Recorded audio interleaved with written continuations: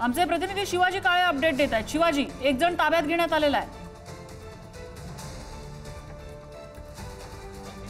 एक जण एका संशयित व्यक्तीला ताब्यात घेण्यात आले, कारण या ठिकाणी मोठ्या प्रमाणात सीसीटीव्ही फुटेज सीसीटीव्ही जे आहे ते बसवण्यात आले आहेत आणि त्या सीसीटीव्हीचं आता फुटेज जे आहे ते घेण्याचं काम यंत्रणा करताना पाहायला मिळतंय। आणि या ठिकाणची आता गेल्या काही दिवसांमधील जे फुटेज आहे ते घेतलं जाईल। नम्रता, एक अपडेट महत्त्वाची आहे, जी समोर जे दिसतंय आपल्याला ते पोलीस स्टेशन आहे आणि अगदी पोलीस स्टेशनच्या राईट बाजूला म्हणजे उजव्या बाजूला ही घटना घडलेली आहे। त्या ठिकाणी जर पाहिलं आपण तर अग्निशमन दलाच्या ज्या गाड्या उभ्या आहेत त्या ठिकाणी ही घटना घडलेली, म्हणजे जवळच बाजूला पोलीस स्टेशन आहे, पोलीस स्टेशनच्या अगदी हाकेच्या अंतरावरती हा स्फोट झालाय। आणि दुसरी गोष्ट अशी आहे नम्रता यामध्ये की ती म्हणजे ही जागा जी आहे स्फोटाची, एखाद्या गाडीचा जेव्हा स्फोट होतो त्याची जागा फार महत्त्वाची असते, कारण हा जर नैसर्गिकरित्या एखाद्या गाडीमध्ये हिट निर्माण होऊन जर स्फोट झाला असता तर ती दिल्लीच्या लाल किल्ला परिसरातील जागा का असावी, हाही प्रश्न या निमित्ताने उपस्थित होतो।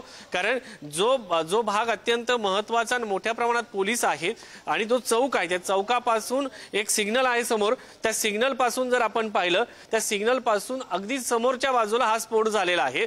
एका बाजूला दिल्लीचा लाल किल्ला, त्याच्यानंतर पोलीस स्टेशनच्या अगदी उजव्या बाजूला ही घटना घडलेली आहे आणि हा परिसर अत्यंत संवेदनशील आहे। दुसरी गोष्ट ही आहे की ही जी घटना घडली ती थोडीशी दूर घडली, त्यामुळे कदाचित या घटनेमध्ये अनेक लोक जाण्याची भीती जी व्यक्त केली जात होती ती या ठिकाणी जी आहे ती आता एक प्रकारे सुदैवाने टळली आहे असं म्हणावं लागेल। कारण ही घटना जर या चौकामध्ये, ज्या चौकामध्ये मी सध्या उभा आहे त्या चौकामध्ये लाल किल्ला पाहण्यासाठी त्यावेळेला देशातील विदेशातील त्याचबरोबर महाराष्ट्रासह इतर राज्यातील जे आहेत ते लोक या ठिकाणी येत असतात आणि या ठिकाणावरून हा लाल किल्ला जो आहे तो समोरच्या बाजूने पाहत असतात। हा चौक आहे, ह्या चौकामध्ये ही घटना जी आहे ती घडलेली आहे। त्याच्या चौकाच्या पलीकडे त्या चौकात जर आपण पाहिलं तर मोठ्या प्रमाणात लोक या ठिकाणी फोटो काढण्यासाठी उभे असतात आणि मोठी गर्दी असते, या ठिकाणी पायी चालणं देखील कठीण असतं। अशा ठिकाणी ही घटना जी आहे ती घडलेली आहे। त्यामुळे जर आपण पाहिलं तर हा चौक आहे, या चौकामध्ये ही घटना घडलेली आहे आणि ती घटना अगदी पलीकडे पाहिलं तर या ठिकाणी लाल किल्ल्याचं पोलीस स्टेशन आहे, या ठिकाणी सीआरपीएफचे जवान तैनात असतात, दिल्ली पोलीस तैनात असते, वेगवेगळ्या गुप्तचर यंत्रणा सिव्हिल ड्रेसवरती अधिकारी उपस्थित असतात।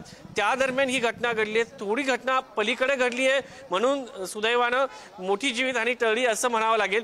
जर अलीकडे ही घटना अगदी दिल्लीच्या लाल किल्ल्यासमोर ही घटना घडली असती तर या घटनेमध्ये जास्त लोकांचा मृत्यू झाला असता। अगदी शिवाजी तुम्ही म्हणताय ते अगदी खरं आहे। नेमकं काय चाललेलं होतं या स्फोटाच्या वेळेला आहे खरंच आता कहां के रहने वाले हैं? रहने वाला नोएडा। नोएडा